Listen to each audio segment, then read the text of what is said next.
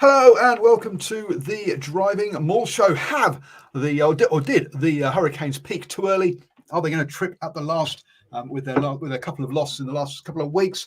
Is it all going wrong for the men in yellow? Well, I say yellow, but they seem to be wearing black more often than yellow nowadays. So clearly they've decided that the way to get more funding out of New Zealand rugby is to be one of the teams in black. You see, because that's what New Zealand rugby likes to have be successful. Steve, is that's what's behind this jersey move? Do you think trying to get more funding out of New Zealand rugby? Look, don't talk about jerseys this week. After that Waratahs and Brumbies game, where everyone decided they wanted to wear white and blue. I mean, look, Hurricanes, everyone wears black.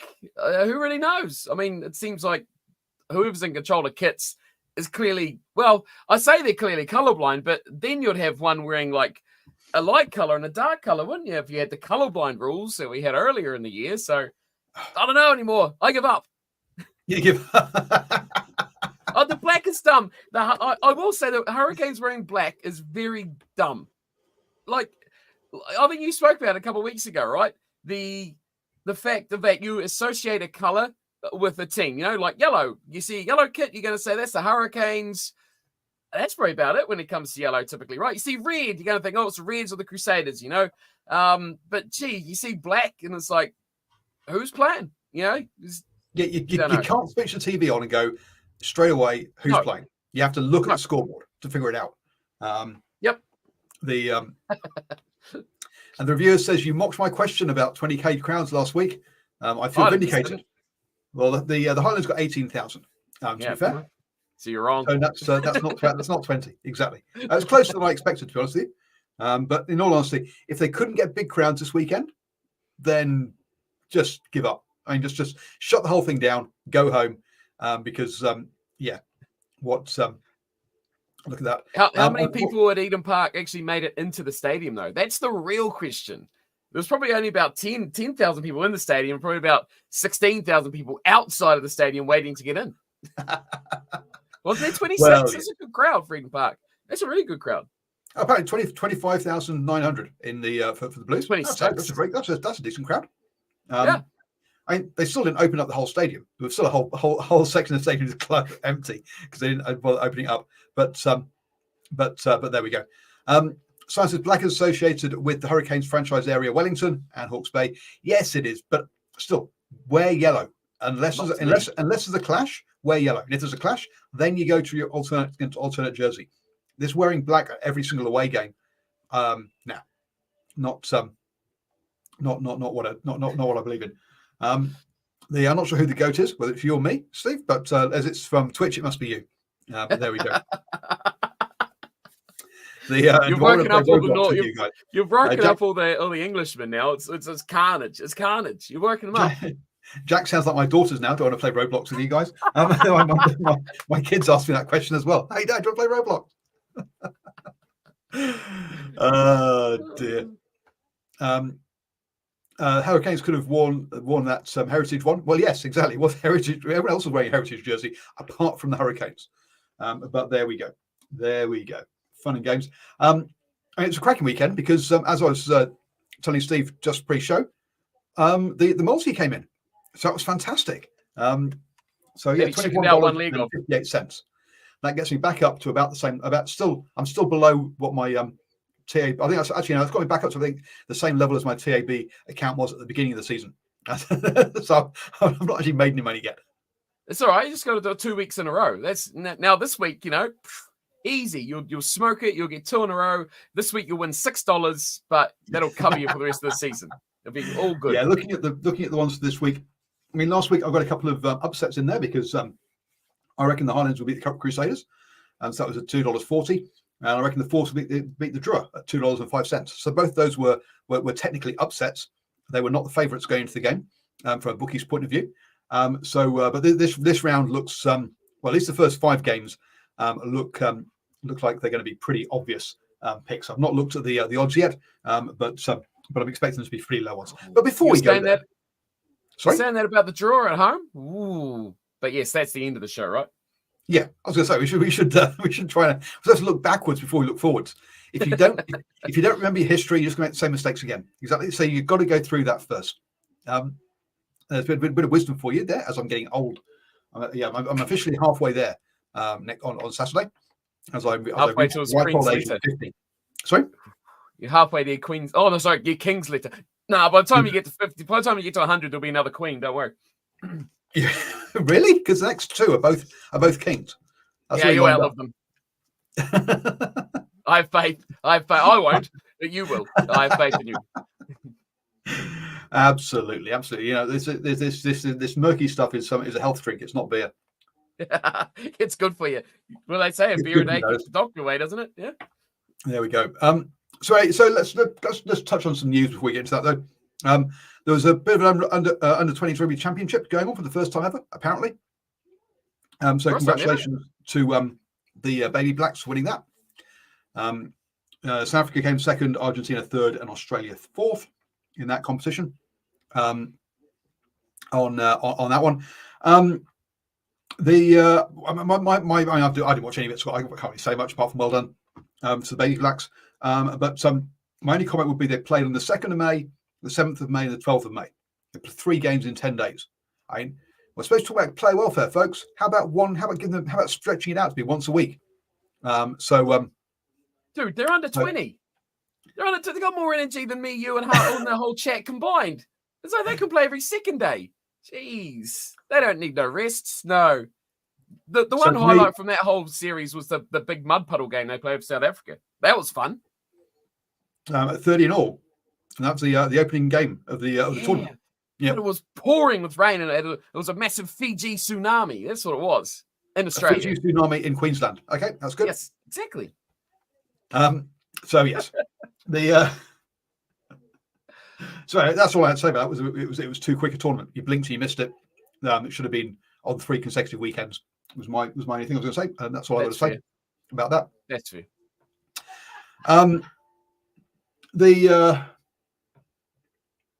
Sam Cane has said he's standing down as All Blacks captain. It's always a good idea to jump before you're pushed. Really? But apparently he is going to still be available for the All Blacks this season, even though he's not played since January because of back injuries. It's like, mate, you haven't played this year. Well, okay, you played at the back a bit in January, but seriously, you expect to make the All Blacks when you've not played all season? Okay. Clearly, he wants just his All Black money before he signs off. Sorry, he wants that 100 caps. That's his goal. Well, he is on 95 caps. If he's on 99, bring him in, get him off the bench once, get 100 done. 95, 5 games. That's a bit of a stretch. I can't see him getting picked. To be honest with you. Well, that's the real thing. But they'll pick him though. You can guarantee they'll pick him now. He's a shoo-in. He'll get in there. He'll be off the bench against Australia or Argentina or who knows, Scotland at the end of the year. Sorry, Scotland. But he'll chip in. He'll get 101 caps. And you up the paces. We're going all the way. Screw you, New York. Okay. But initially, I didn't get. Clearly, he's going to come back into the squad. Yada yada yada. But now that he's not going to go to the next Rugby World Cup, I think it's wasted caps. It's wasted experience for the players. And the fact that he hasn't played this season means I don't think that that he should be. That they'll really be in the reckoning. Alternative rights, great career, Kane, but sometimes some players linger too long. This is the right call. Well, I think the right call actually is to quit now. So he signed up for 3 years in Japan. Apparently, this allows his wife to move to Japan. I mean, why she couldn't move there already with a 2-year-old, I don't know. But apparently that now she can. And he's got another kid on the way. So you can understand why he doesn't want to be flying around the world and wants to spend some time with family. That's all cool. I think he should have just pulled the plug rather than trying to get back into the All Blacks when you've not played all season, put bluntly. I've been saying this for years. I mean, I feel like I'm beating that old drum, TJ Perenara, he's too old. Don't pick him. Pick someone young. It's the start of a World Cup cycle. Christie, any of those other losers, It's like, don't pick a 32-year-old at the start of a World Cup cycle. Boof, boof, boof. I keep going on. I agree. Sam Cane, piss off. You don't want to be in the World Cup? Get out of here. Go away. Yep. All those guys. Yeah, but I can't see him not being selected, especially now he's gone on about being 100 cap All Black and blah blah blah blah. I can't see any other thing happening. He'll be in that squad. But now you don't have that pressure to make him captain. You don't have that pressure to start him and all that sort of stuff. You can just kind of mess around and give him 5 caps, like someone said against Fiji, and a couple of appearances off the bench, and just trick him over the line. Look, I mean, reviews, unless 32-year-old is in legendary form. Yeah, but clearly Sam Cane is not in legendary form, okay, at the moment, because he's injured. He's not even playing. I mean, maybe you do. Maybe he does come in and gets a couple of caps off the bench against Argentina, then goes up on the European tour and plays Italy and Wales, just to get that 100 caps. Look, I mean, he is he's been a cracking player, a lot better than his detractors have said. He's been a very, very good captain for the All Blacks as well. I just think his time has come, for my mind. And sorry, you're going to come up short. You're not going to make the 100, or in my opinion. Oof, rough coach. We had an under-16 rugby league game that was called off because of fighting. Rugby union, sorry. So we'll scratch that bit. But we should talk about some new rugby laws because they're going to change them again. So 3 law changes come in on the 1st of July. Onside from kicks in open play, basically the same as we've got in Super Rugby. They decided that actually, yes, this idea that players can, if they run 5 meters and come on side, no, until you put on side by your own player, you're offside. Full stop. Free kicks, you're not allowed to choose a scrum anymore from a free kick, and that's because South Africa were taking marks in their 22 and calling for scrums, and France didn't like that. Against France, so that actually meant that the French forwards actually had to run rather than just stand in the middle of the pitch watching the ball bounce across, go over their head. And the final one is to ban the crocodile roll, which is the action of rolling, twisting, pulling of a player on their feet in the tackle area, will be outlawed and sanctioned by a penalty. What do you think of those 3? Let's see. The only one that's really the scrum one will get abused. The offside one is good, or the onside one is, like, say, what we've already been having. And the crocodile run thing is dumb. Oh, well, now you can just milk it so that you give away free kicks at a scrum and you won't get another scrum. If your scrum's crap, you can milk it. Now you don't have to do scrums. Oh, okay. Yep. You don't have to get pummeled by the scrums. So, like, teams with a crap scrum, it kind of depowers their scrum, their forward pack in a way. So you can... How long, someone's going to look, someone's going to be smart enough. They're already working on that, right? The crocodile roll thing is, have you actually watched actual crocodile roll? I mean, it's really like, why are we picking on such a pinpointed, specific little thing that, like, I get the fact that you can cause injuries, but you've got so many rules around clearing out a breakdown now that literally, why would you clean out a breakdown? You literally do so much illegal stuff. Okay. Clearing out the breakdown is not in the laws. Okay, that's not there. What is in the laws is you must stay on your feet. When you're clearing out a breakdown, you're not staying on your feet, right? So you can very quickly just remove all of these just by going, if you go off your feet, it's a penalty. And that would just change the breakdown entirely, because as soon as you clear out and you go straight off your feet, that's it. Because most clear outs go off their feet straight away. Some, I wouldn't say a lot do. When you're trying to clean out a player, you're trying to take him out of the ruck. So if you just plop on top of it, you're not getting him out of the ruck, are you? No, but you've got to remove him. Out and bump. Well, out and bump's fine. No, that's out and bump. But then when you're out and bumping, you're going to hit their head. You're going to hit their head. You're going to hit their head. Or you're going to do an alligator chop. I mean, to go away. It's like the flying wedge. We've learned about the flying wedge, and it's all dumb. I just think it's too specific. Like you're making rules on top of rules. It's like what was the other rule they changed about? I can't remember what it was now. There's too many things in rugby that are like, if this happens, this is the result, but only if this is the instance that it happens in. It should be, if this happens, this is the rule, right? That's it. There's too many if this is this, but this. And that's where it gets confusing, because someone's going, oh, this happened, so that means it's going to be this. And but no, actually, this happened in the meantime, which means this is the ruling over here. And everyone just gets confused. It's too confusing. Yeah, Dr. Rice says Law 15 being ignored has made the muscle contest and the danger of head knocks and something. It's slowing the tempo. No idea what Law 15 is, but there we go. So a bunch of law trials as well. Law 15 is ruck. Sorry? Law 15 is ruck. Oh, ruck. Oh, okay. Yep. All right. So some law trials. Then the 20-minute red card is being trialed still. 30 second clock for scrums and lineouts, and 60 seconds for conversions. Protection of the 9 at the base of the scrum, ruck, and the maul. Okay, so following its successful trials in Major League Rugby in the USA and the elites and community competitions in New Zealand, the 9 will not be able to be played while the ball is still near a tackle, ruck, or maul, and the offside line at the scrum for the non-putting in scrum half will be at the middle of the tunnel. Now, the scrum bit I think I was aware of, but this other one of the 9 will not be able to be played while the ball is still near a tackle, ruck, or maul. Now, does that mean he can pick it up, and as long as he's standing still near the maul, it's okay, he can't be touched, and he has as long as he likes to pass the ball? I mean, what does that actually?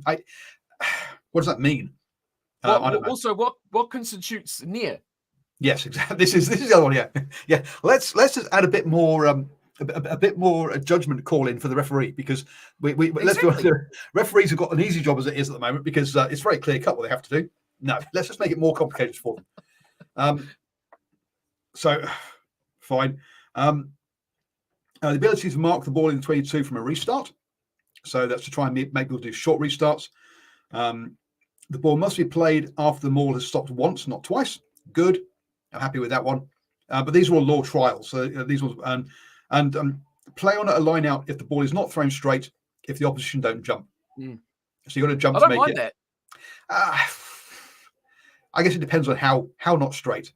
I mean, yes. Can you if they're not going to jump, can you throw it straight to number 9 and just ignore the line out entirely? That's a risk you take, right? I mean, guessing that they're not going to jump. Ref, they didn't jump. I mean, surely there's got to be a limit that it actually has to still go over between, over the top of the players in the line out, right? I'm sure, again, it's another case of what's near, what's not straight, Like, you're right. Why can't you just throw it straight to the 9? Yeah. So, yeah, why are we making the laws more complicated? Try and keep them simple. Yeah, as you say, just if this, then that, then this, then the other. We have a fucking flow chart for every single decision. Let's go like 5 steps. Okay, this is the answer. Well, the line out thing's the same, right? It's like, yes, you have to throw the ball straight. And so if someone new is watching the sport and it goes wobbly wobbly over there, they're going to go, oh, that's not straight. And but the other team didn't jump, so now it's okay. Again, You see, it just makes it so hard to learn about the game for new people, new fans, even new players, and trying to build the game in countries which don't have the database of the sport to view and to watch and to see all the time. It makes it so hard to get the laws and then the ifs and the buts afterwards, right? Okay, so we've just kind of we talked about those we've gone through. So, and then we have 5 working groups to because you know what, we must change the laws again. So one of them is about tackle, ruck, and breakdown. So they're going to do a major review of that. Because yes, it's a mess. We know it's a mess. You're adding more laws in, just so yeah. But the TMO protocol again is going to be reviewed. Number of replacements at elite level, so they're going to try and balance between players getting tired versus players getting injured. To me, my opinion on that is keep the bench the same, but you can only use 3 replacements. And after that, players just have to come off. Sorry, like football. You can name 8 subs, but you're going to use 3 or 5. Yep. And that way, your front row have to be more cardio and less power on that one. Maybe ChatGPT can rewrite the rules. That'd be brilliant. Oh dear. You talk about that line-out thing. And also going back to the what's near, what constitutes a compete at the line-out? Is it just the guy in the middle going, hey? Does he have to be lifted? It's not hard for one guy to raise his hands in the air and say, well, I was competing at the line out. That wasn't straight. You know what I'm saying? It makes it more difficult to ref. Elite tackle height. So considering whether they should actually lower the tackle height, because at the moment the community game it's now nipple height kind of downwards. So to try and do that one. On that one, Nocturnal Rights says I'm stealing his idea from years ago. I think quite a few of us had that a few years ago. So I think that's been bounced around by quite a few people. Nocturnal. You should have copyrighted that. And then finally, final one. You love this one. Fan experience. Grow Rugby's audience share via a fan-focused view of how the game is marketed, a consistent approach to presentation of the sport across all media environments, and a focus on the moments in the game that really engage fans. This includes a detailed review of the language and terminology that is used within the game and can be reviewed as a barrier for audiences. Now, if we could please make sure that some of the people involved in that working group are under the age of 60, that would be nice, because otherwise, yes. Well, let's make sure it's okay for the old people who watch this, because that's the fans I know. Yes, the fans you know are all ancient. I'd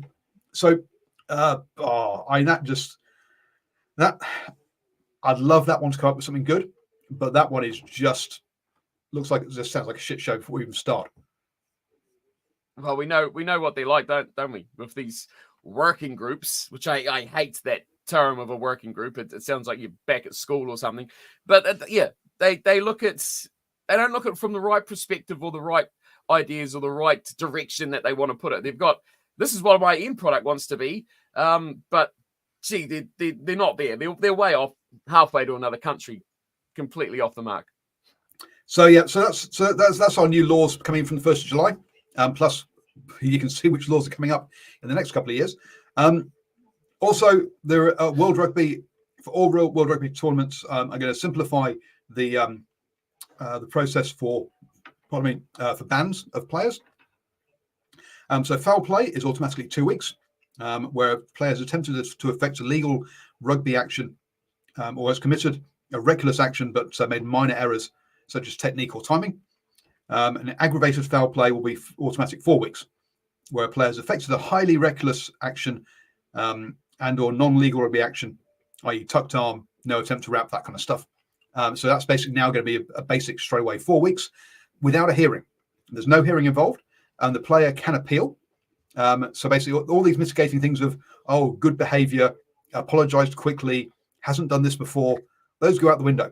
You straight away get a 4-week ban, end of story, clear cut, unless you appeal it. So let's just, and then only mitigation stuff will be considered after that. So let's see if this does clear things up, and we actually can. We're not all guessing how many weeks someone's going to get. Yes, simplify it. This actually is kind of along the right lines, but let's wait for the devil's in the detail and how it actually ends up being. I think there'll be too much comparison, because you'll get, that was worse what he did than what he did, and they both got 4 weeks. Watch, I bet you. Yeah, no, you're right. You're right. But I mean, I like the idea, right? The idea is good, and I do like the idea of the fact that they are going to go and try and make things so people actually know what the end result of said action is going to be. That's half the problem of the whole game, is that people don't know what the result of whatever process or whatever action is going to be. So I like the idea, but we're going to see, well, that guy got injured, so he's out for 6 months, whereas what that guy did, he only missed one game, but they both got 4 weeks. There's so many comparison things like that. But hey, we'll see how it goes. I like the direction though, a bit more transparency, I guess, into the way that they do that whole process. Yeah. It's the right approach. As Stephen Harris says, we need to eradicate needless laws that create more stoppages. Scrum is a classic example of too many technical infractions. Yeah, if you put your knee down but then get back up again before the ball's gone in, it's penalty. You're like, well, hang on, it's stable when the ball's going to go in. So just chill out, relax a bit. He put his hand down. Oh, really? He steadied himself, so it made the scrum stable. That's a good thing, isn't it? Apparently not. No. With Stephen there, we need to get rid of half the rugby laws and just streamline it. Definitely. Burn it. Burn it. Start again. Burn the whole thing down. Bring back rucking. Yeah. Bring back rucking. Yay. Daring me. Right then. That's my news. You got any news?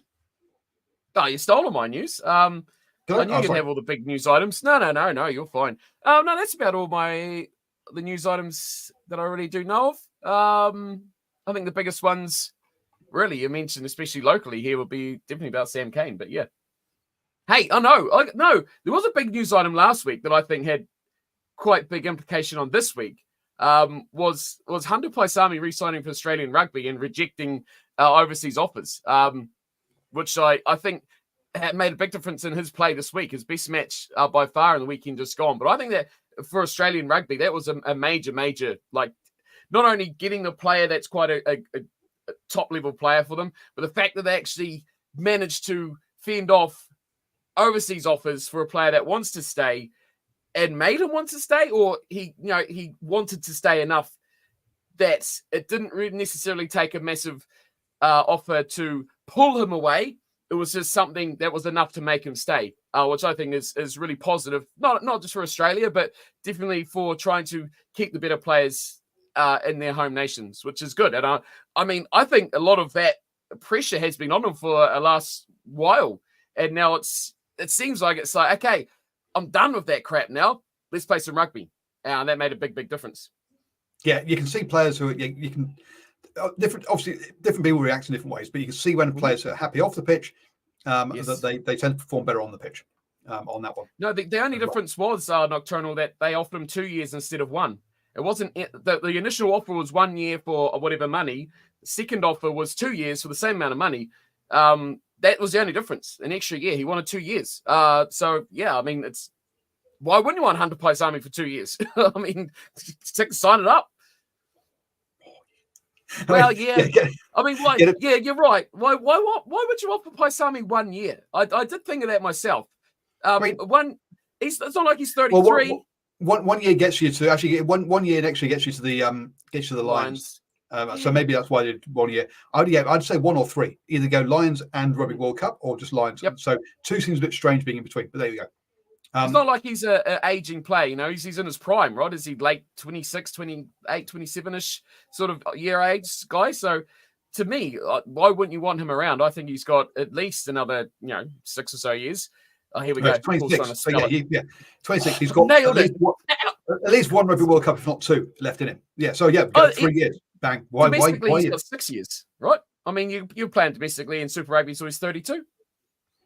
Well, yeah, but we're 7 years from the one after, right? So I'd go 3. Definitely give him 3. Get him to the Rugby World Cup. Absolutely. No, I wouldn't offer him a 6-year deal now. But what I'm saying is like the guy's got future, right? It's like there's no reason to cut him short now. You're just limiting not only your options but his options for his future as well. So yeah, I mean that's good though. Yeah, tick the boxes, give him what he wants. The other one was actually off your Discord chat. Someone brought out the ACC chat they had with head of New Zealand. Anyway, someone out with New Zealand Rugby. One of the things that Lundrum. So he's head of general manager of professional rugby in New Zealand Rugby, and he's not sure about the number of players, and we've got too many teams. And one of the other points that they brought up was that due to New Zealand Rugby budget constraints, collective provincial union funding could be cut by 3.6 million in the next 2 years. Now, hang on. I thought New Zealand Rugby had got into this new deal with these Silver Lake people who were going to grow income, and everyone was going to get more money. Oh, well, that didn't work out, did it? So I just thought I'd throw that one in there because, hey... 3.6 million, that's about how much they need to bring Richie Mo'unga back, isn't it? To buy out his contract in Japan. Maybe that's it. Maybe it is. Don't worry, just cut it off the NPC teams. They don't need that money. Let's get Richie back.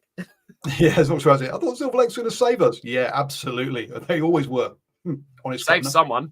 Some old guys with deep pockets. It was a bit of a farce. As we've had someone chatting about the tipping comp, we should have a quick chat about our tipping league. It's called Chiefs League on the old Super Rugby or tipping.super.rugby. And Oh dear, no, not Chiefs League, wrong one. That's a bad one. Rugby Kingdom, that's what it's called. That's one to look at. Currently, Sean is at the top with his Sabre Hunters team on 47. We've got Steve is with Super Rugby Rejects is in second place on 46, just one behind. And then myself and Caleb, so DrivingMaul and Ken's RFC, there's another point behind there on 45. So tight at the top on that one. So yes, on that one, New Zealand Rugby and Silver Lake only care about the All Blacks. Yes, we've had this one. We talked about this one before. They don't give us stuff about the rest of the rugby ecosystem, and everyone who's touched Silver Lake is having issues right now. The A-League soccer are having issues with their finances right now. Well, I don't know about that because I don't follow that, but thank you for letting us know. But there you go. So that's where our tipping is, and we'll run through our tips at the end of the show. So should we talk about last week's games? Because we're only half an hour in. Why not? We got another 6 hours. That's all right. Well, the first game's pretty quick. Moana got beaten by the Chiefs, 7-43. Look, the Chiefs made hard work of this. At half time, what were they? They were only up at half time really because of two late tries from memory. I'll actually bring up the game so I can actually talk about some facts, which would be kind of useful. Because it was a late try, wasn't it? It was a late try that made it suddenly was 12-0 at half time to the Chiefs. But they really did make hard work of it because they dominated the territory and possession. But Moana did defend very well in that first half. They didn't score anything. I mean, let's not get too carried away with their performance. But they did make it tough for the Chiefs in that first half. I thought the Chiefs made hard work of it, Steve. Yeah, I feel like the Chiefs almost not. Okay, the scoreboard doesn't reflect that they would have, but it feels like they kind of underestimated, I think, what they could have delivered with their lineup, especially with the experience without no McKenzie, which, hey, laugh. But to not even, I think it was weird, and I think we talked about this on Discord a bit, not even having Josh Ioane in this 23 lineup, and we couldn't find anything saying he was injured or he was out of the team or any sort of issues or problems was really, really bizarre. So I just wonder if they thought, we're confident enough we can take this out. We don't need to go out there with our best options. I thought this would be a great chance for a player like Ioane, who's had, I think, a good little season to step up and actually take the reins of that team. But again, hey, I'm happy to see a young guy get a chance, and that's what we did see in that game. But Chiefs were their own worst enemy, weren't they? And Moana, as they have been, were their own worst enemy in that match. Yeah, I mean, right? It took 2 yellow cards for that try just before halftime as well. Moana down to 13 men, and when the Chiefs got that second try to create some breathing room. This was not a great performance by them, but I thought Josh Jacob had a good game and is showing promise. Maybe he has stepped above Josh Ioane, or maybe they're just trying to make sure they can give him some game time to help him develop this year. Well, I mean, I'm for it. Like I say, I'm always the advocate for young players getting a chance and to show their wares over older. I mean, Josh Ioane's not that old, but but given I thought given this sort of match, you still want him on the bench, right? You still want that experience. But look, Chiefs have been underwhelming to me, which makes me chuckle to say it. But they struggled their way to this win. I think the scoreboard for the last few games has looked really, really impressive, but geez, they've not really had to topple the top of the table at all, have they? So for a team, I think that their position on the ladder kind of makes them look better than they actually are. So, hey, if I'm a team in that that second four, you know who I'm going to be lining up, and it's that team from Waikato. They are fourth for a reason, right? They are definitely the last of that top four. Now, but they do deserve their place because the table doesn't lie. They've put the points on the board. But I say in the second half, I mean, they ran away with this. Whilst it was 0-12 at half time, it was 7-43 by the end. So I mean, look, they did run away with it, and Moana didn't score until it was 31-0, and they're 31 points behind. So on that one, is Josh Lord gone for the year? I don't know actually. I'm pretty sure he is. Yeah, pretty much the season. So on that one, so I'm not sure there's more to say. Look, Moana, moving in the right direction. They've had more wins this year than they had in the previous 2 years combined, or as many as the last 2 years combined. But there's still a long way to go. And look, they were difficult to defeat in the first half, and then they ran out of steam, and the Chiefs ran over them. They did help with 2 tries during those 2 yellow cards. And 2 yellow cards really does not help your cause at all in that one. Even if I think the second one was a bit harsh, the tackle assist guy headbutting one of the kind of the latching player. So I mean, it was a kind of, I'm trying to tackle this guy, and this other guy has come in and headbutted me, or I've had clash. I mean, there were so many moving parts there. To me, that unfortunately was a rugby incident, but you've got to get down as a tackler, and if you leave your head at the same height as someone else's head, at the other head's heights, then you're leaving yourself in that situation. So I thought that one was a bit of a rugby incident. I think anything more than the yellow card would have been really unfair. But there we go. I think what was the highlight for me in this game was the battle between the number 8s.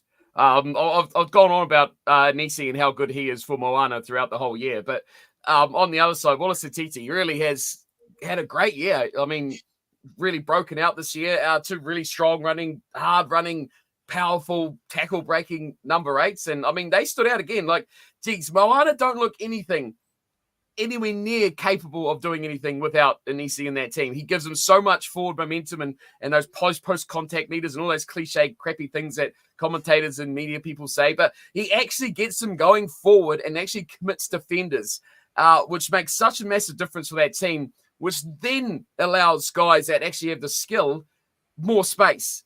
And without that extra space, those guys are so less ineffective than they would be without him. So he's a standout for me.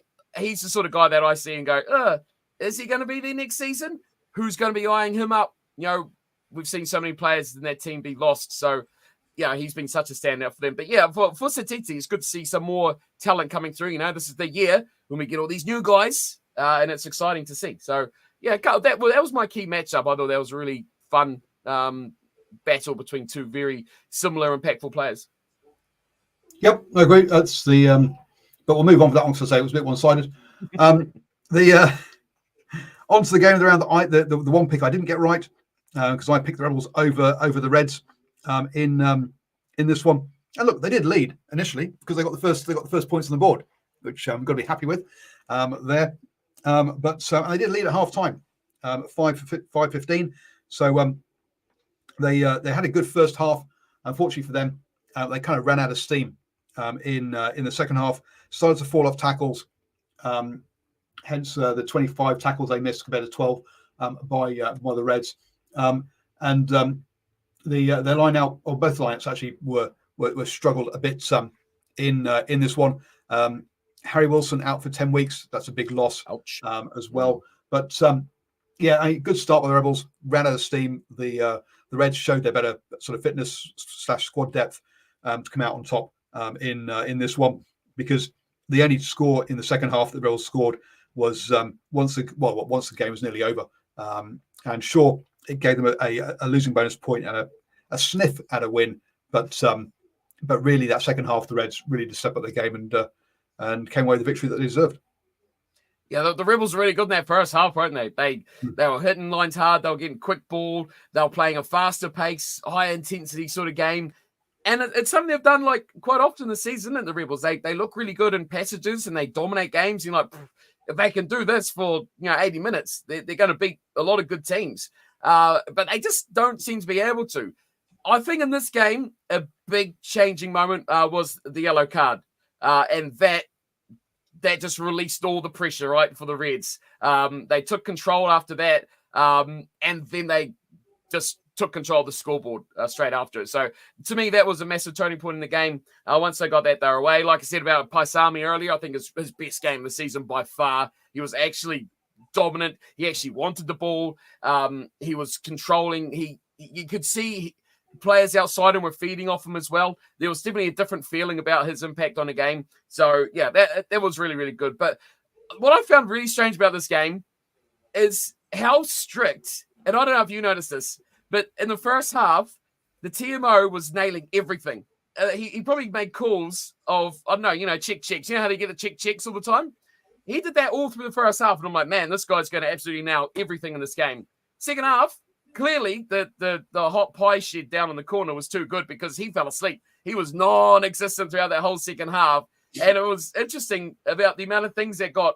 I mean, it wasn't bad stuff, but it was just weird. I'm not panning him out for being bad. I'm just saying in the first half, like he was so strict and doing checks and hey, hold play. I want to go back a phase, all that sort of stuff. And the second half, there was nothing. And there was just as many indiscretions. Like right at the end of the match, Tate McDermott, I thought was a shocker. Got hit 3 times high in about the 75th, 76th minute.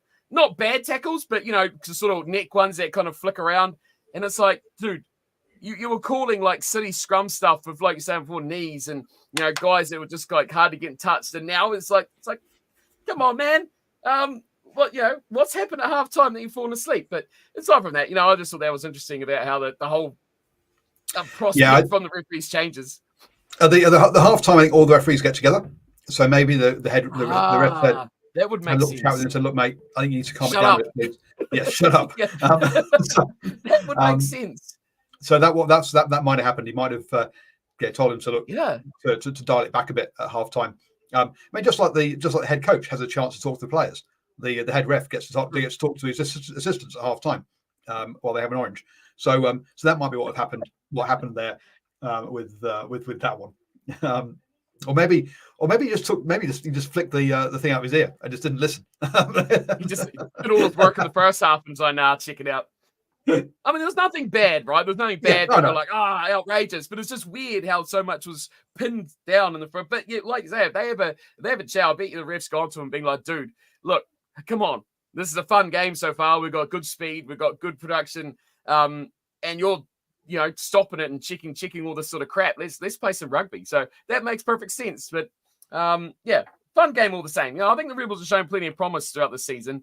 And I think, look, I don't think they're going to threaten this competition. They're not going to, do any big shock upsets in the end of the day when it comes to knockout rugby. But it's good to see them actually up there in those conversations with playoffs, with making top 8s and things like that, which is a step forward. Hopefully we get to see that from the next year and they can build on that and continue on. And for the Reds here, Harry Wilson's going to be a massive loss. But I just wonder when they're going to sort out their consistency. That's been their real issue, which is kind of weird for the amount of experience and the leadership they have in that team to go off the boil so frequently over a season and be so good and then be so incredibly poor in the space of 2-3 weeks. It's concerning from their perspective. But they're still going to be a tough team on their day. But you don't know what their day is. As Nocturnal Rights, next year, the Rebels. Yeah, we'll have to wait and see whether they exist next year. Come on. Positive mental attitude. Positive mental attitude. Yes. I want the Rebels next year. Rebels can thank the Crusaders, maybe. So then we had our top of the table clash, Blues versus the Hurricanes. I was working during this one, so I didn't see this one live. But what it came down to in the end was a clash between two potential All Black 10s. In Brett Cameron and Harry Plummer, and Brett Cameron missed his two. Brett Cameron missed his 2 kicks at posts, whereas Harry Plummer nailed all his, and so Harry Plummer won the game for him. Is that it? Is that what you got? I thought I'd just give you that little jab and see how you responded. I'm fine with that. I got nothing. You got nothing? Oh, really? What? Oh, you can't change my mind. Cameron's my man. He's my number one. Hey, I had said a weekend without seeing Mackenzie, so I'm happy. I don't mind. You don't mind. On that one. So look. So even first half. I mean, we had 2 very quick tries. I mean, 2 in the first sort of 8 minutes, and then nothing until just before half time. I think really important for the Hurricanes was to score before half time to get themselves back within the score. They then came out and we had lots of lead changes because they got the first score in the second half to take the lead. The Blues then come back with Talia. We then have a penalty that puts the Hurricanes back in front. Arvo gets over with questionable second movement on that one, but it says apparently he's allowed to place the ball. Yeah, there's placing the ball, and then there's sort of moving your legs and shuffling forwards before you place the ball as well. But there we go. TJ Pirinaros puts actually gets them back within 1 point. And then Harry Plummer's penalty at the end there gave them a little bit of breathing room on that one. But yeah, a real swinger, a real kind of one that that swung backwards and forwards in this one. But the Blues, in the end, just enough to get themselves over the line and put themselves top of the table. Yeah, indeed. Main thing I put down from this matchup was that I kind of felt in that first half that the Hurricanes actually out-bluesed the Blues. They played the Blues style of that sort of bully charging, crashing through the forward style that the Blues have done so well throughout the season. They did it better than the Blues did it in their first 40 minutes, despite, it didn't get them the lead or it didn't get them in control of the game. But I thought the Blues certainly tightened that up a lot better in the second 40 minutes. What the Blues did do very well, they did defend. Because the Canes should have scored a lot more points in that first half of the way that they had their game, especially at least a couple of occasions where they were really hot on attack, should have scored. And I think that's a kind of a trend throughout this game as well. The Canes kind of, when they got close to the line, their game plan or their composure almost went out the window, like especially right at the very end, taking that tap without really much of a plan as to how they were going to execute getting that extra 2 meters over the line and ultimately, stuffing it up and giving the ball away. That sort of thing is, sure, it's good to go fast and try and catch the opposition off guard, but the way that it went, you kind of look at it and go, maybe you should have just well backed, regained your structure, put everyone in where they should be in some sort of, similar sort of way of, okay, he's here, we got our pods set, players in right places, and then go about it. Because it feels like that the Blues were a bit more organized in their defense than the Hurricanes were in their attack of that tap at the end. So that was a bit of an issue that most of the game went for the Hurricanes. But all in all, I feel like, the Blues certainly cleaned up in the second half of the way that they played. Although the Hurricanes could have certainly looked after their ball a lot better when it comes to kickoffs. That hurt them a lot, just not being able to retain the ball, clear their own half, and get out of trouble early. So, a lot to work on for them. But still, it was a close game. And end of the day, we're going to see these two teams, whether it be regardless of the last few rounds, likely to be a final, at least a semi-final. So they're going to be there at the end of the game. It's going to be another classic. But I guess big thing is, where will it be? Is it going to be Wellington? Is it going to be in Auckland? A man I want to point out, though, they had a really good game, Geordie Barrett. If you watch him in the second half, freakishly tackling guys, as in running up and hitting them and letting the second tackler take him to ground, getting up, joining the defensive line, and then taking out the next guy. There was a passage there with about 5 tackles in a row where he was the first tackler in a row. He never actually got stuck in a ruck. The way he hit them, he was out and gone as the ruck was forming, and then went back and took the next guy hitting up. So, great defense. He missed a few, but boy, I know what his tackle count is, but you'll probably have it there. It felt like he was making easily, thousands of tackles. Not to stretch it out by any means, but I thought they're really good defensive leader sort of performance from him. And his kicking too was quite incredible. He had a few good thumpers, but yeah. Someone's asking, we've covered Sam Cane, right? Yes, we have. For those who are joining late, you have to go back and watch the recording on that one. So tackles for Geordie Barrett 14. Really? You got Stanger with 22, 2 missed though. Lakai also with a couple, and then also TJ Perinara with 16, 3 missed. Now, if you what do we say about that? If your scrum half is one of your leading tacklers, you've got your defensive system wrong, right? That's it, right? Basically. On the flip side, Funakai, 5 tackles, right? Whereas your Darius 15, Papali'i 15, Satutu 16, Tupolotu 14, Ofatuangafasi 14. They're the guys you want tackling the big beef, not your 9 at the end of the day. So that's to me that's a sign actually that that there was a problem in the Hurricanes tackling or defensive system more than tackling. That meant that TJ had to make that many tackles. It was around the ruck, right? That's what I mean. When they had the ball, I don't feel like they defended the ruck well enough. as in to look after their own ball. Quite often the Blues just outnumbered them. It's just tactically, okay, we're going to go through 3 guys in a ruck. And the Blues like, well, we're putting 5 in. And I mean, the size of some of those guys, they're pummeling over it. But defensively as well, I don't think their planning as to where players are at the times. You're having, like TJ most likely, covering a spot because there's just no one there, right? So to me, that's what their main issue was. The guys getting in the right place, your forwards recycling defensively to get up for the next phase, and the Blues are getting the ball out nice and quick too. So that makes a massive difference. And like I said earlier, I feel like the Blues in this game were reacting and preparing for the next phase or the next part of the match a lot better, whether it be attackingly or defensively, than the Hurricanes were on their side of things, which I think in the second half was very much a distinctive difference between the two sides. Comment in the chat there. In the Prem, most lines are terrified about tackling and staying miles away. In Super Rugby, they're there to fill the gap. It's like you either tackle or you get tackled.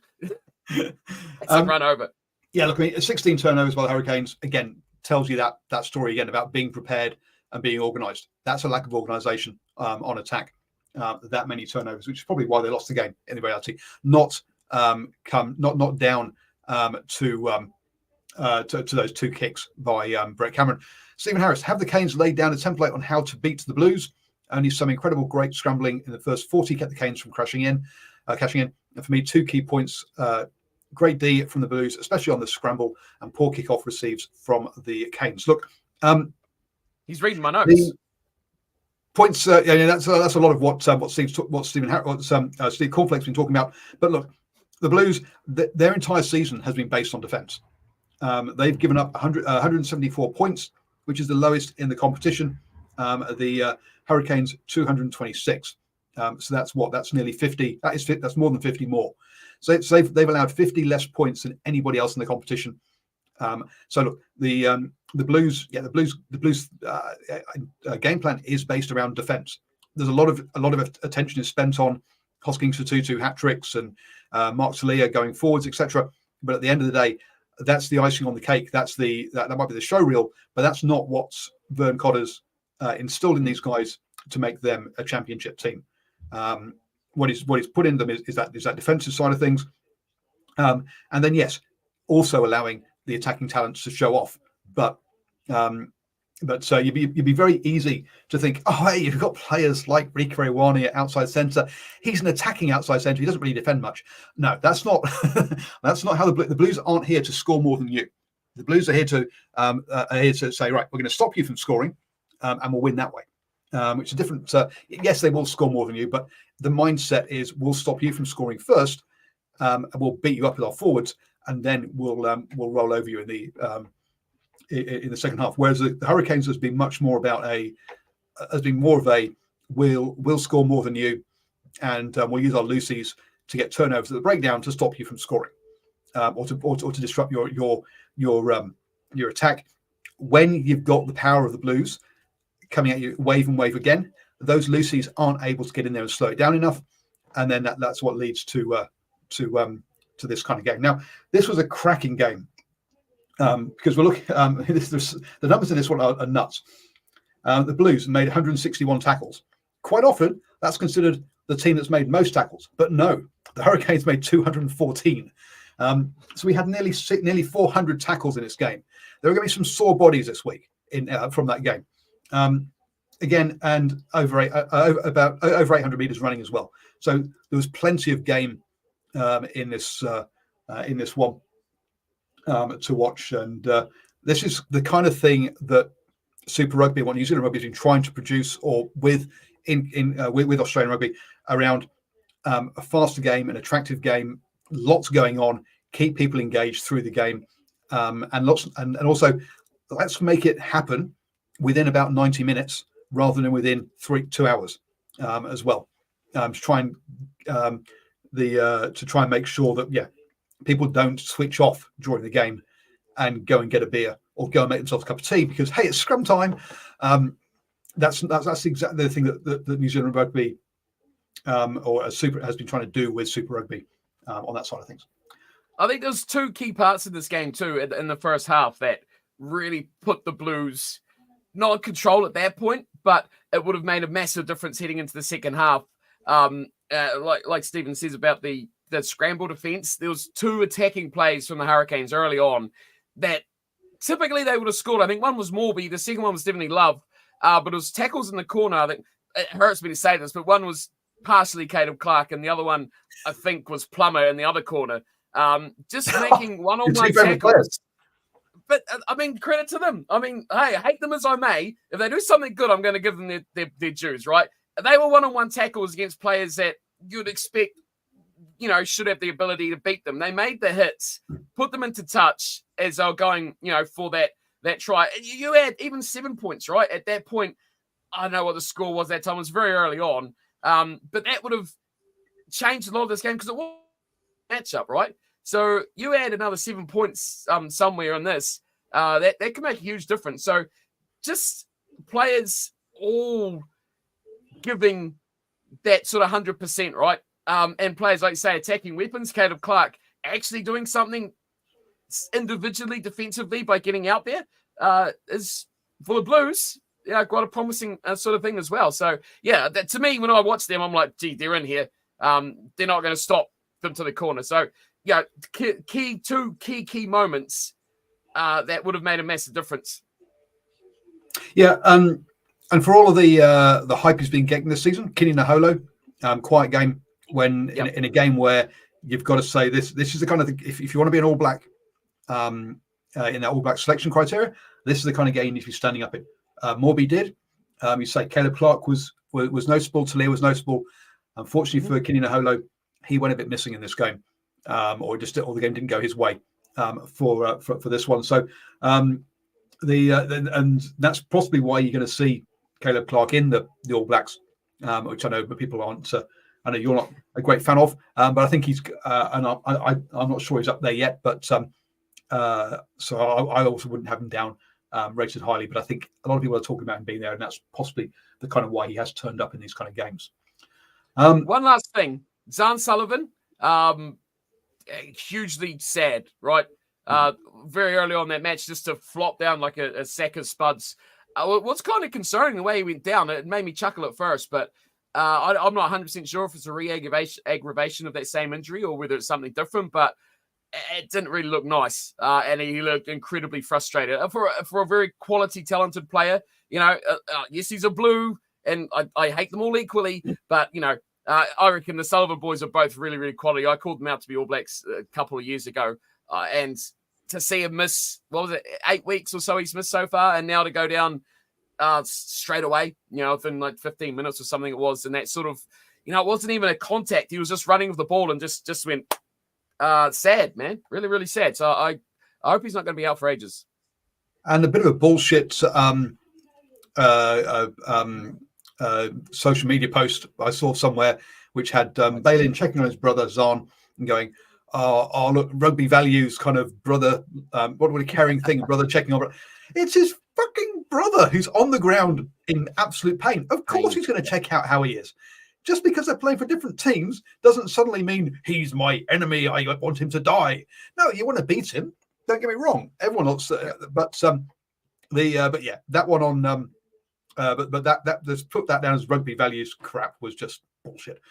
Proves you need to be careful when returning. Mighty says, totally agree. I thought what I initially had heard is he was out for 10 to 12 weeks, and apparently he was only out. This would be 8 weeks now that he was out for. So yeah, rushed back maybe. Don't do it. He won't be doing it twice. I can guarantee you that. Players need to be saved from themselves. They obviously want to come back. They want to get their jersey back. Yep. They want to be playing. That's why they have this job. It's because they want to play rugby. It's not because they want to sit in rehab, picking up checks. So absolutely, they need to be protecting themselves, players, in this situation. Yep. Highlanders versus Crusaders. How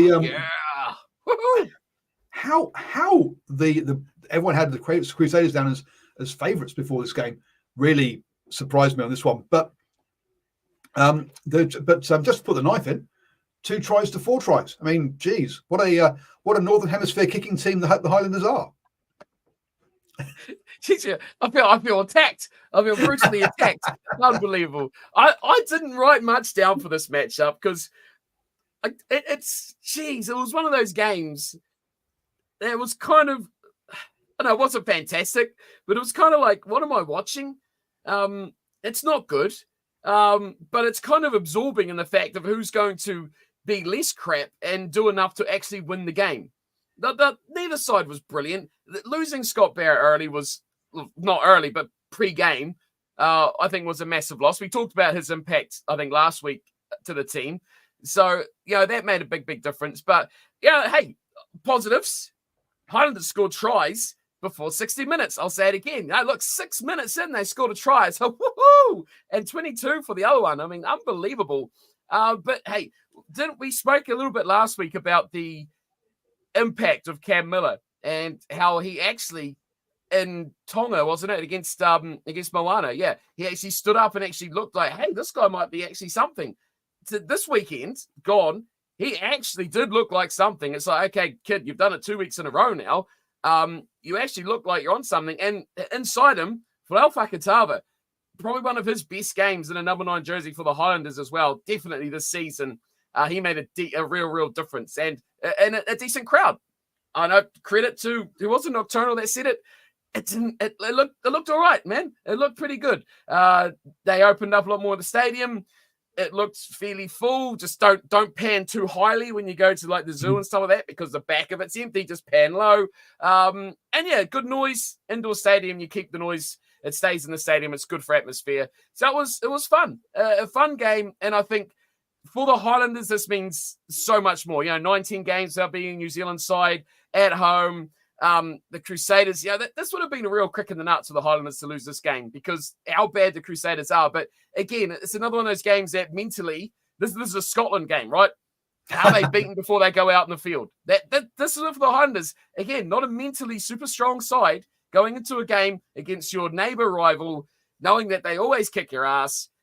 Yeah, they're crap this year, but all those memories are still there, and a lot of those players all have those memories. So, this was a good win for the Highlanders. Yeah, again, it's a decent quality game. I think it had a good pace, but I think this was a battle of two teams that were kind of desperate to win this game, which made for not overly exciting rugby, but rugby that you can kind of get into. It made for absorbing viewing.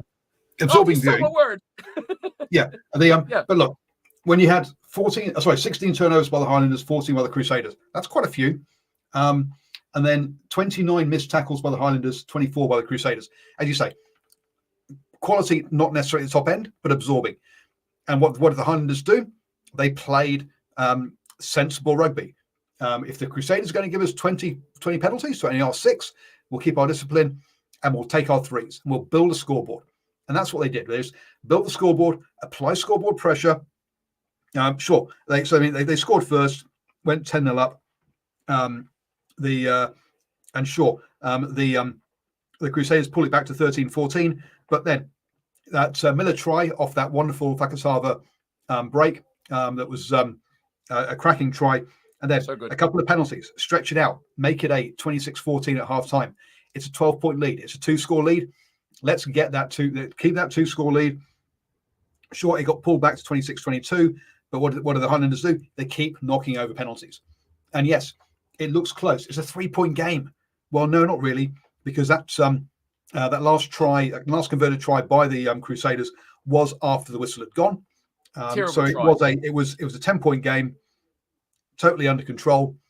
Cam Miller getting yellow carded at the end there, but hey, look, he's done his job. The game's won. Who cares?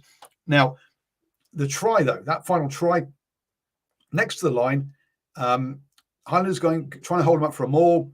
It's called tackle. You have to release a player. And then the player flops over for a try. I'm sorry, but if you have to release a player, then the player has to release the ball. Yes. So to me, that shouldn't be allowed. You shouldn't be able to be release a player and they can just reach over and you can just fall over and put it down, because you're not allowed to touch him because you've been told you have to release him by the ref. No, that's bollocks. So thankfully that didn't decide the game, because if it did, that would have been a that would be a real kick in the nuts. Absolutely, that would have been totally wrong. Springer, I'm sorry, but you should be ashamed about that try. That one should be struck off your records on that one. So, but it screamed I the think referee that being was like, crap. It screamed the referee being like, screw this, I want to go home. It's cold. I've been out here for 2 hours already. Just get me out of here, please. And it just like, I'm not affecting the game. I'm giving you an extra bonus point. That's it, right? The Crusaders got a bonus point out of it. But it was, if he's in the field of play to be held up, then he can't be in the try line when he goes to ground. The other thing, right? So if he's placing the ball in the try line, he's held up. So it should be whatever a goal line dropout. It was wrong. So he's progressed forward while going down. As Nocturnal Rights has quite rightly said, that rule will be tidied up. Oh yes, now it's happened. Everyone's going to go, oh shit, is that what happens? Oh, clear that one up. Okay, you're allowed to place it unless we're going to get one of those rules in very soon. How's it not happened before? How's this not happened before? It surprised me when it happened. I was like, gee, I've not seen that before. And it's like, oh, hang on, surely you shouldn't be allowed to do that. And then ref's like, yep, you can. Oh, okay. My beer's cold. I'm out. I'll take my. So I definitely on Cornflakes Discord channel. I was having to go at the commentators this weekend because boy, that was shit. Rightfully so. One of the points was basically the commentators didn't seem to know what the laws were. Anyone who goes on to be doing a professional commentary should have to take a referee course and know what the laws are, because going on there and going. And one of the points was, the referee's got it totally wrong, but I don't really know. It's like, hang on, you've just told everyone to complain about the ref, and 2 seconds later you're saying you don't know. To me, that was. But yes, but in this case, I was like, surely that can't be allowed. And so, hand up, I should probably need a referee course to learn those ones as well. But as you say, it's one we haven't seen before. I think we'll get tidied up. Moving on then to the most fun game of the weekend. Oh, yes. Or should I say the most fun half of rugby at the weekend? Because this was a game of two halves. To use the old cliche, we had the dry half of rugby, and then we had the wet half of rugby, where it absolutely poured down and was great fun on this one. In that first half, the Brumbies did enough to get out 10-7 ahead. And when you think they scored 17 points in the first half when it was dry, and then between them managed to score 33 points in the wet. There's some question marks over the skills in this one. But Dr. Rose's skills are pretty good in the second half. Well, look, initially, come the second half, it starts raining, and the Waratahs haven't got a clue how to play in the rain. And the Brumbies get themselves a couple of tries, get them to a lovely lead, 7-22. The game's tied up. It's all under control, and the game's won. Then the Waratahs decide, you know what? Actually, trying to touch the ball with your hands is a bad idea in the wet. We're just going to kick it. I literally mean kick it on the floor. I don't just mean pick it up and kick it. I mean kick it on the floor. Whereas the Brumbies were like, what? No. We've still got to try and pick this ball up. And they would then sort of drop the ball and knock it on and basically give it away for the next whatever it was, 20 minutes, which meant that the Waratahs got back within a point. Thankfully, the Brumbies pulled themselves together and got another try to manage to close the game out. But yeah, really weird second half where a team starts off by not being able to play in the wet and then becomes suddenly the water polo experts, whereas the Brumbies suddenly start drowning. And it was all over the place. Great fun. Who cares about the first half? I don't want to talk about the first half at all. It was just a normal, boring game. Second half was very good. But what I liked the most about this was that the Waratahs was still doing crossfield kicks when it was literally like that much rain. It was pouring down. There was back rowers out there trying to catch it. They were sliding, just literally falling over and just sliding on the ground towards the line. I mean, Tan Edmed, what a man. I mean, I've gone on about how good he is all year on this show. And look, this week off the bench, man, the commitment of the guy. Overthrown line out, goes wobbling through. He just goes head first. Don't care who's in my way. My ginger hair is going straight for you. And he goes straight through. How he was alive at the end of this game, I've got no idea. Because, he for a 10, no, that's not what that's what sevens do. And why they get paid to be sevens. This is not what 10s should be doing. No, you should look after your body. You're supposed to be kicking and directing play, not going head first for balls on the ground like that. That was the highlight. That, and then I think who was I think their number 8 went for that try. Who was Waratah's number 8? Was that Holloway possibly? 5 meters out, just literally dived on the ground. I was thinking you were going to slide over. Just trying to slide. And they jumped on his back. I mean, like, that's smarts, man. Like, it's pouring with rain. We are sliding all over the place. I'll just fall over and slide 5 meters. Like, literally, Edmed went for a charge down of Debrasini was at a 10 for the for the Brumbies, which is weird as it was. Missed it. But as the camera panned out, you saw Edmed sliding literally 10 meters into touch uncontrollably from attempting the charge down. It was, look, what amazed me, like you said, the weather got worse, the skills increased, which doesn't make any sense. Because when the rain started coming down after half time, I'm like, Brumby's just going to thump everything away, and then the Waratahs just going to thump everything back because they're going to be too scared to play.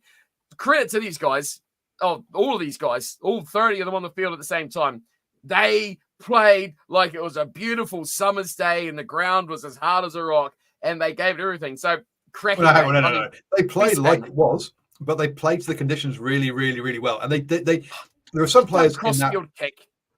There are some players in that who would just be kind of like, right, that's it. I'm just going to stay out the way here and just not get involved because I've had enough.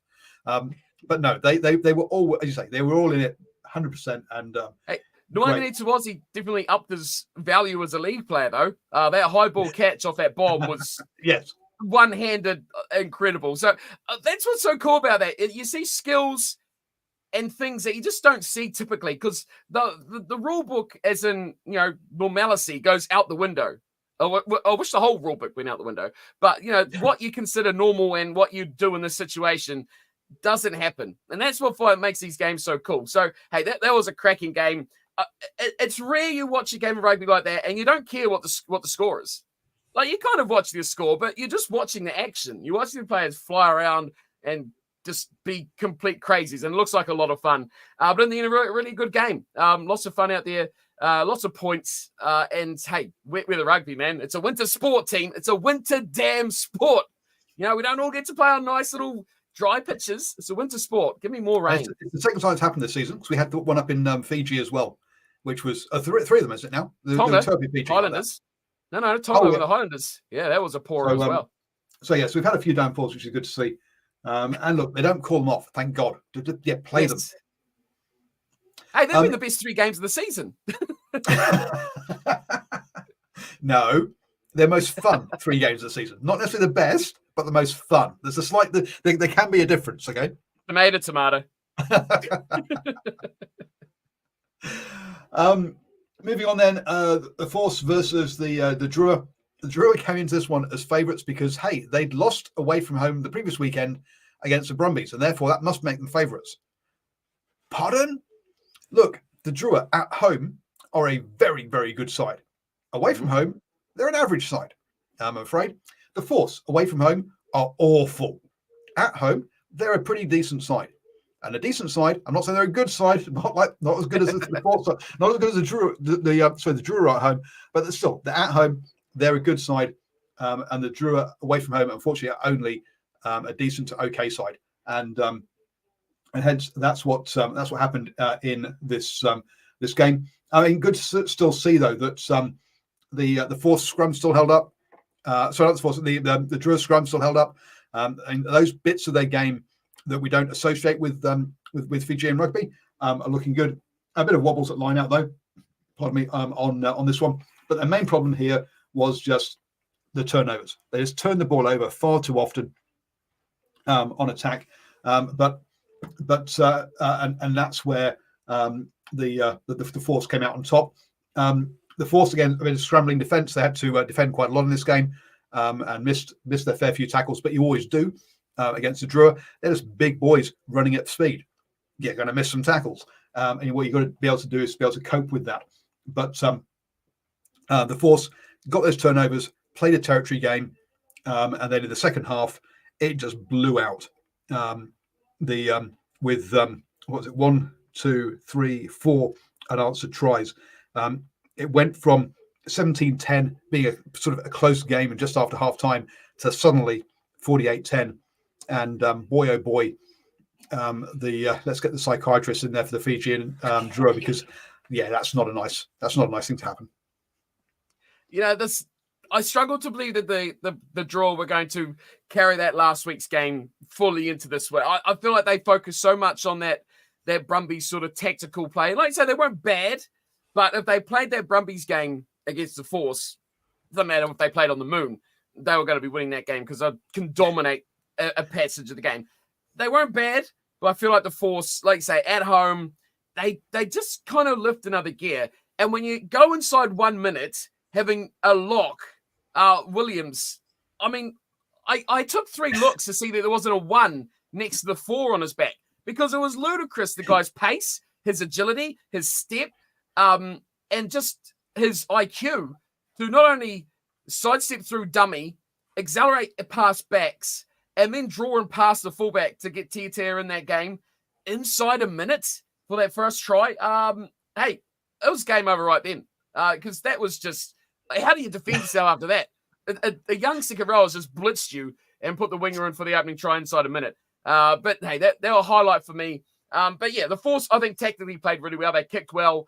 They played sensible rugby. Both sides, I feel like, did throw they threw the offloads. They forced their passes a bit too much, which did kill their attacks. But both sides were definitely very guilty of that. But, with some Force credit to them, when they're at home, they have the ability to do their basics well enough against teams in similar spots to them that they're going to pick up that win. So that was really fun. I like what they bring. Also, I think they've got enough players to stand up. Halfback pairing of White and Donaldson means they're going to run a decent game. They're going to control. They're going to control the game well. I also loved. Okay, the game was well done and dusted by this stage, but yes. Donaldson running on the outside of the fullback at the end of the game. You're like, hang on, Donaldson should not be running around the Fijian and Drua fullback. He shouldn't have the pace to do that. Now, look, I think that by then the Fijian and Drua were probably. I mean, look, 40-10, you've had enough. It's the end of the game. Please take me home. But still, that was again a fun thing to see.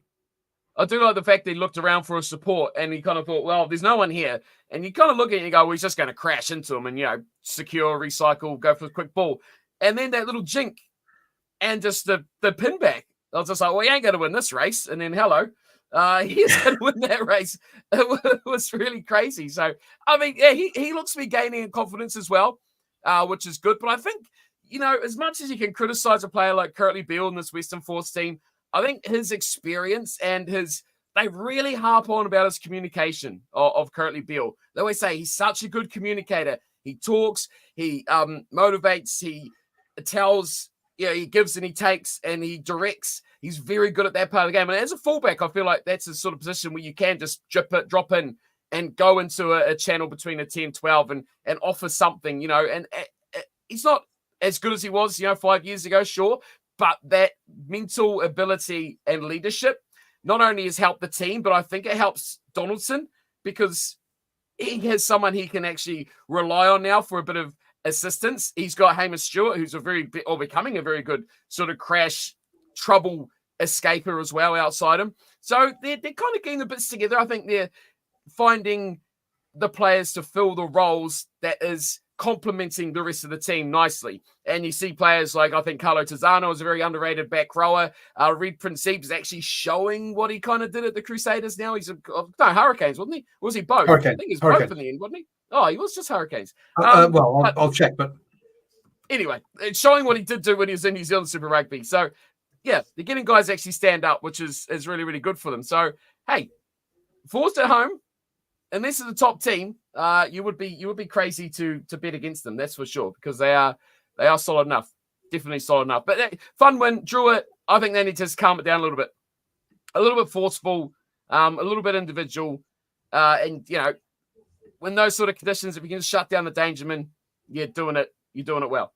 Yeah, been there. Yeah, Christmas has been there, done that kind of guy. He is, and he shares that nicely with the rest of his team. So, okay, you're right. He played one game for the Crusaders. One game. You can't buy this knowledge. You can't buy this knowledge. It don't come for free, baby. Come on. Well, look, as I read, nothing says Paul should feel honoured to be sharing a call with the rugby great Cornflake. I'm not sure about all that. I enjoy chatting with Cornflake, but I think we've both been around for probably about the same amount of time. I'm not doing this stuff. Okay, yeah, read Chris. One game back in 2016 for the bloody Crusaders, and 73 for the Hurricanes. But no, you're right. He's starting to show up there. It shouldn't take Curtly. I mean, look, I get Curtly Beale's a good communicator. He's been there, done that. But they've been bringing in so many been there, done that players that they shouldn't have needed another one. In all honesty, maybe he is the one. Maybe he's that final bit, the final glue to hold things together on that one with that there. One of these passes for a try, you're like, that either goes to hand or it's intercepted for a try the other way. That was a 14-pointer kind of one. It was going.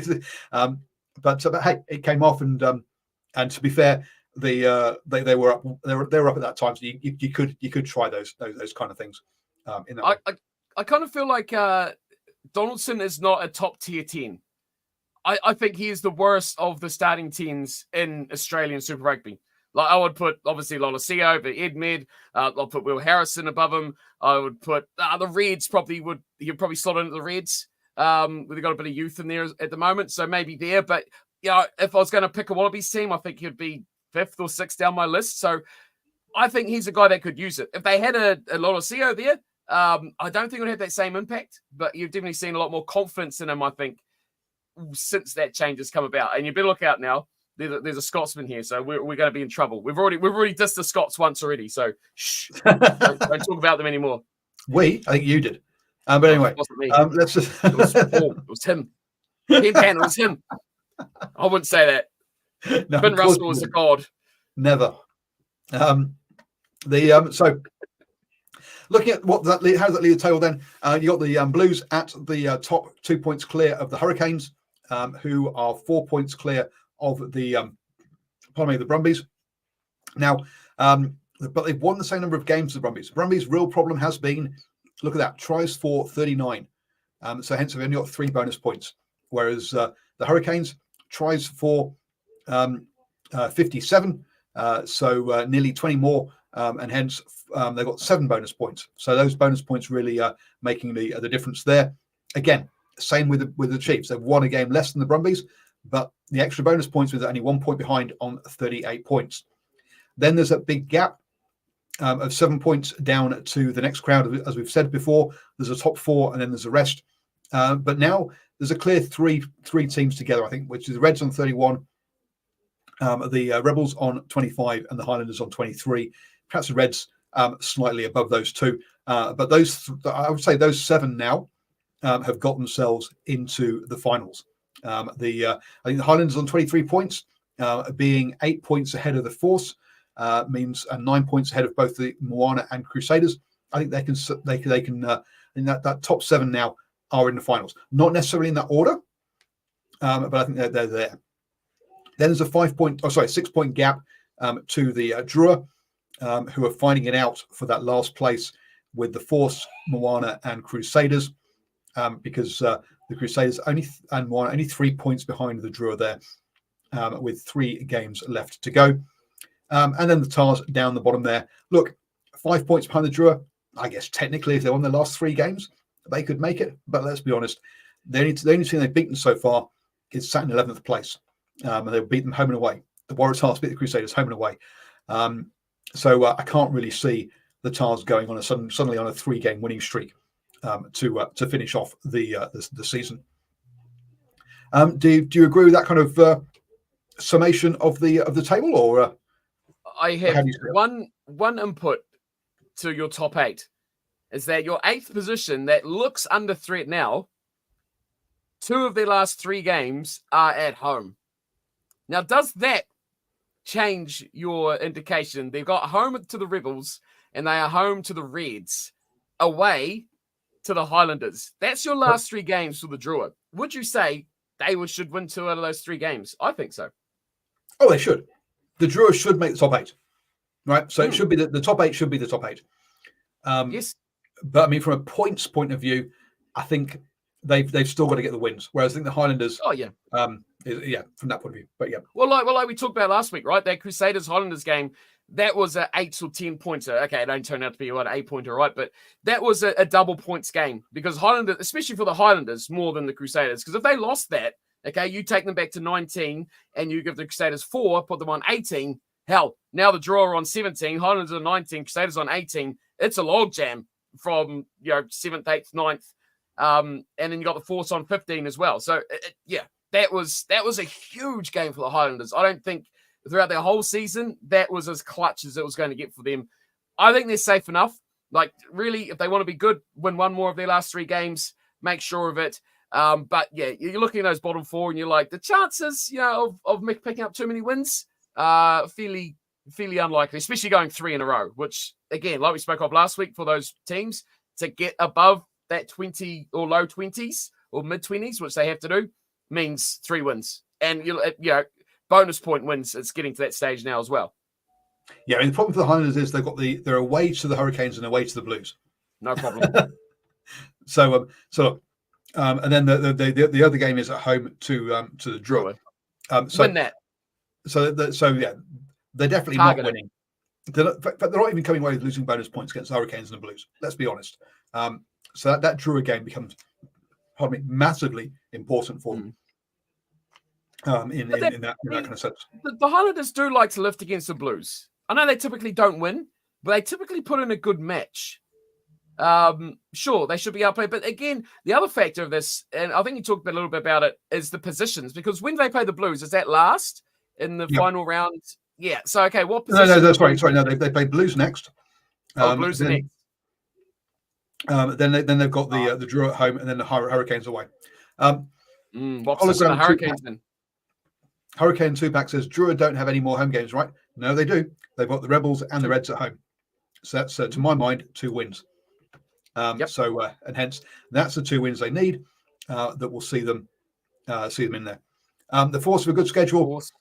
But the problem with the Force is with the Reds at home, followed by not the Reds at home. That's the they got Waratahs, Reds, and then Brumbies. Yeah.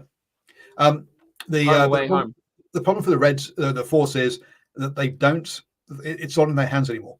The teams above them have got to lose points as well. Whereas for the Drua, the Hurricanes, it's in their hands now.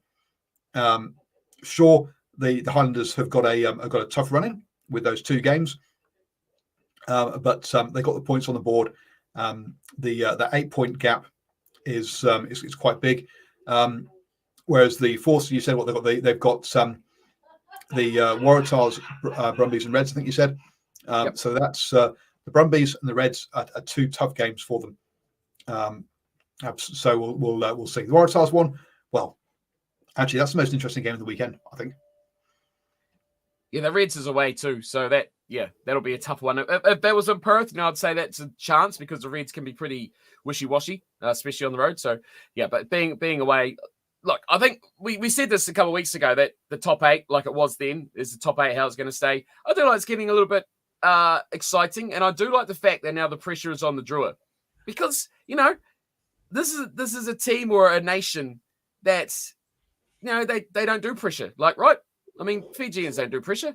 We're here to have fun. We play rugby, we play sport. I want to see how they react. Do they go into this being like typical just go out there, go through. It's at an advantage to them, right? Go out there, just execute, right? Don't care what's on the line. Well, they will care, but you know what I'm saying, right? They're not going to go out there and freak out like I feel like the Western Force might, or like Moana, they do anyway. They just go on the grass and they freak out. So I like to see how they're going to respond to this lift and get better and, actually have some desperation in their game and demolish a team. If the Drua lose to the Reds, it gets really interesting. It does, absolutely. But we'll have to. I don't see them losing to the Reds, and that gives us a good. It's a good time to move on then to talk about our picks for next week. So first up, then, Hurricanes versus Moana Pacifica. The pickers have 99% with the Hurricanes, and I'm going to go with them too. I'm sorry, but the second top team against Moana. Yeah, look, we saw what happened against the Chiefs. Even though the Chiefs struggled, they still got over the line. So yeah, Hurricanes. This gets them, and they need a bounce back game after losing to the Blues as well. It's a matter of how many, rather than what the result's going to be. Bonus point, 5-pointer, slap it on the board. Yep. Canes. Add that in. Next up, over in Melbourne, the Rebels hosting the Chiefs. Now 98% of the pickers have gone with the Chiefs. Which I think perhaps is a tad high, but still, I'm going to get. Actually, I need to bring up the. Let's see. So Moana Pacific. So Hurricanes are $1.01 at the moment, and Moana Pacific are at $13, making them the longest odds out of any of the games. Moving on, then the Chiefs are $1.15, Rebels at $5, making them the second. Oh no, not quite the second longest. Making the third longest odds. But yeah, I'll go with the Chiefs on this one as well. I stuck my neck out for the Rebels last week, and it got chopped off. So I can't afford to lose another head. So therefore, I'm going to stay. I'm going to go with the Chiefs on this one. No, I'm joining 2% Army. Joining 2% Army. Go the Rebels back home. I will wait to see the teams first because I feel like that's going to be quite an important part on Wednesday. But the way it's going, I like the Rebels at home. If this is Hamilton for sure, but yeah, man, the Rebels are good enough. I think the Chiefs are overrated. They're not that overrated. Yeah, they are. And I think the Rebels. Anyway. Hey, this is 4th v 6, right? Well, true, but I think the Rebels are. Hey, well, why? As I say, I think there's quite a significant gap from 4th to 5th. And I think the reason that the Rebels are in 6th is because we do have a bunch of poor teams at the bottom at the end of the day. Look, the Drua cannot play away from home. Neither can the Force. And even at home, the Moana, Waratahs, Crusaders have all been poor this year. And I think the Rebels have managed to benefit from that. And that's shown on their tape that they deserve to be there. But sorry, the Chiefs have benefited that too. They're the only team to play Moana Pacifica twice in New Zealand, and only team to play them twice. Hey, don't make me crack out the stats here. Come on, they've only played 4 games against the top half of the table in 11 weeks. They've got 2 home games against the weakest team in the league, or one of the weakest teams, and in 11 weeks of the competition, they've only played 2 top 4 teams, and they've played 2 bottom 4 teams twice, as in Crusaders and Moana Pacifica. And their last 2 games, are against the Blues and the Hurricanes. So yeah, that's going to be tough. They're going down. They're going to lose. They're going 0-3. 0-3. Anyway, I'm going with the Chiefs here. Go the Rebels. Next one then. Interestingly enough, the Fijian Drua at home against the Reds. The TAB $2.10 for the Drua, $1.67 for the Reds. Also, picking 46% say Drua, 54% say Reds. Now, to me, the Drua are favourites here. Drua all day for me. Yep, on this one. I'm going to Drua too. Yep, tick them up. I like the Reds. They're not consistent enough for me. And Drua at home, man. It's hard to put it past them. But again, pressure on. Win this, and you pretty much put 1 foot, if not 1.5 feet, in those playoffs, right? Yep. So to me, that's a. I'm amazed that the Drua are not favourites in this one. A bit like last weekend, I was amazed that the Force weren't favourites as well. That they had the Drua as favourites in that game. It's like, no, it's a million miles away from Fiji. They don't like playing away from it. It just You know why though? You know why sorry? they're not favourites now? Because they've lost 2 games in a row. Don't think about where. That seems like all they look at, right? It's like, oh, L and L. Okay, they're on a bad roll. Well, no, they're away from home. Now they're back. Yeah. Immediacy bias, but massively. Brumbies versus the Crusaders. Look, Brumbies at home. Look, early season, people said Brumbies weren't that good, weren't doing that much. But look, they've proved themselves. They're quite rightly third in the table. Or second in the table. Sorry, second. Is that second or third? Third. Either way, third. Whatever it is, they're still up there. So third in the table. Thank you. And the Crusaders. Look, let's be honest, are poor this year. And so going to Canberra is a massive ask. The only problem the Brumbies might have, and this sounds so strange to say, is if they're complacent against the Crusaders. Mental? But Finn Russells? Scotland? Sorry? Scotland? What about Scotland? Oh yeah, forgot. No, so I don't think they should. As long as they're not complacent, then they've got this one. And I don't see how they would be. Do you reckon that 26% is quite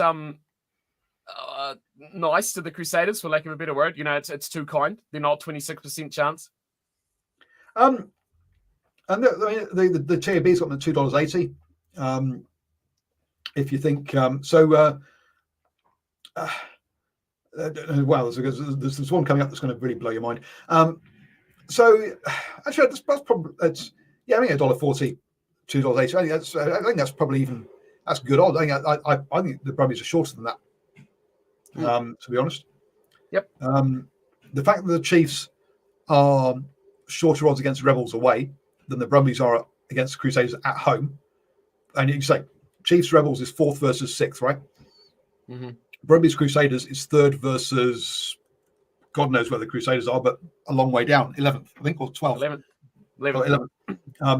So you're 3rd versus 11th, and you're saying that that the Crusaders got more of a chance of beating the Brumbies than the Rebels do at home against the Chiefs. Sorry, no. The Brumbies are much more favourite than $1.40. Yep, Brumbies all the way. Blues versus Highlanders. 95% of the people have gone with Blues. The TAB's got the Blues at $1.12. The Highlanders at $5.50. Blues at home. Fantastic win for the Highlanders last weekend. But look, the Blues are now fighting for a home semi-final, home final. So they're looking at topping the table. And so look, they're not going to be taking their foot off the pedal at all with that one. Oh yeah, I agree with Ken saying that the Highlanders have a chance, but it's a slim chance. Like I said before, I think they lift against the Blues. Well, they play for the Gordon Hunter Memorial Trophy. There's something in it for them. They always kind of target that. I think their biggest rivals are the Crusaders and the Blues for some bizarre reason. They just don't like Aucklanders either. Everyone makes sense except for people in Auckland. So yeah, I give them a chance. I'd give them more chance the Highlanders to beat the Blues than I would give the Crusaders to beat the Brumbies. Put it that way.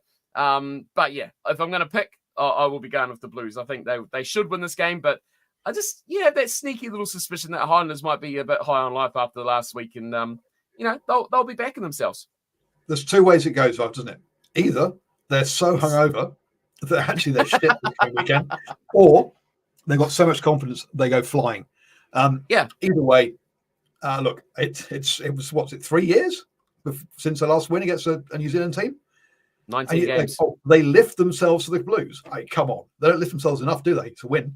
So no, this will go 2 ways. This game, and it's nothing to do with being hungover. They're either going to get smashed, like 56 points to 10, or it's going to be a 2-3 point game. Either way, the Highlanders aren't going to destroy anyone here, but It depends how much they can, if they can stay in this game for 80 minutes. They have the ability, but they have to weather that forward pack. That's the thing. Yeah, I think that forward pack's going to grind them down. Final game. Did they pick them? Well, yes, we'll see. With the Chiefs coming up, and who's the other Blues? Who else the Blues got? Blues have got Chiefs last. Next, they've got the Crusaders.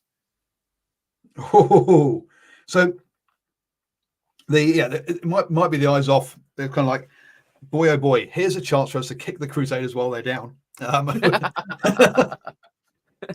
Because let's be honest, that hasn't happened in over a decade or over 20 years, actually. So hence, but anyway, no, I still think the Blues will be. They may rotate some players, but not enough to give the Highlanders a sniff, I'm afraid. Final one then. 60% have got the Waratahs beating the Force in Perth. The TAB have got the Force at $2.50 and the Waratahs at $1.72. Me? The Waratahs are bottom of the table. The Force are a decent team, or an okay team at home. This is a Force win. I just don't. Where's all this optimism around the Tars? I just don't see it. I don't understand it. I agree. I'm going for the Force as well. Yeah, I don't see what they see in the Waratahs. I mean, like I've said every week with the Waratahs, they look like they're going to compete and perform, and they have little sparks of brightness, but they just don't play a complete sort of game. They always have a period where they fall off, and the Force are at home. That decides it for me. If this was a home game for the Waratahs, then I might think and consider it a little bit harder. Yeah, agree. Yeah, but in Perth, no. It's for me. We saw it. We saw it in the last game, right? That the Force played. They just have a really good plan, and they just play well when they're in front of their home fans. And just to throw a spanner in the works, Highlanders played the Blues at Amy Park, a super round. It was 29-37, 8 points. They lift. Sorry, 89. Oh, was it in Amy Park, so Melbourne, super round. Oh, okay. 8-point game. So, I mean, 8 points. Why don't we get to play them at home? Well, why don't the Highlanders get to play the Blues at Forsyth Park? Come on. Bad fixing.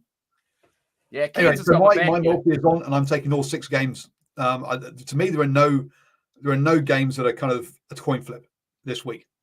Cairns is going to be here next week with me, and the Highlanders do well and lose this game by less than 15. We are going to talk about it for the whole 2 hours. Right, buddy? We'll see you here for that. But to me, I don't think any of these 6 games are a coin flip. Even where the Drew at home, the Force at home, they're outsiders as far as the bookie's concerned. But to me, they're not. They're definite favourites. So to me, I think the bookie's got those 2 wrong.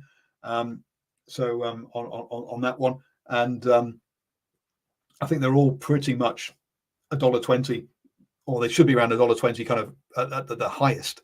And so I do think they're all pretty clear cut this week for all 6 games.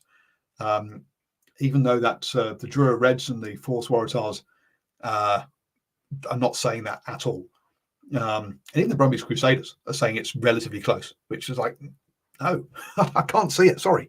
I know you don't agree with me on the Rebels Chiefs. That's the only one we disagree on.